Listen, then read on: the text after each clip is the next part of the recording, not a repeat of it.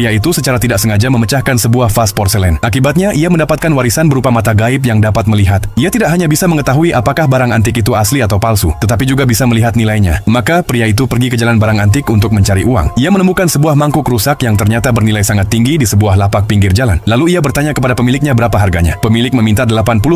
Pria itu berkata ia hanya punya $800. Di luar dugaan, pemilik langsung setuju. Saat pria itu hendak pergi, seorang wanita cantik berkata bahwa ia bersedia membayar $50.000 untuk membeli mangkuk tersebut. Pria itu menjawab, kalau dia bisa menyebutkan asal-usul mangkuk ini, akan kuberikan gratis. Kalau tidak, dia harus membayar $100.000. Dengan percaya diri, wanita itu berkata bahwa mangkuk itu adalah barang antik berusia 300 tahun dengan nilai pasar $80.000. Namun pria itu mengatakan bahwa mangkuk itu berasal dari 1000 tahun yang lalu. Kemudian ia mencabut tusuk rambut wanita itu dan dengan lembut menggosokkannya pada mangkuk. Tak lama, mangkuk pecah itu memancarkan cahaya biru. Melihat hal itu, wanita itu sadar ia kalah. Ia mengeluarkan cek senilai $100.000 dan memberikannya kepada pria tersebut. Tapi ia mengusulkan untuk mengadakan pertandingan lain dengannya. Mereka pun pergi ke pasar judi batu giok. Pria itu membuka mata gaibnya dan menemukan batu giok kualitas terbaik di dalam sebuah batu yang tampak tak berguna. Pemilik mengingatkannya bahwa batu itu hanyalah batu biasa. Tapi pria itu bersikeras memilihnya. Pemilik berkata harga batu itu $10.000.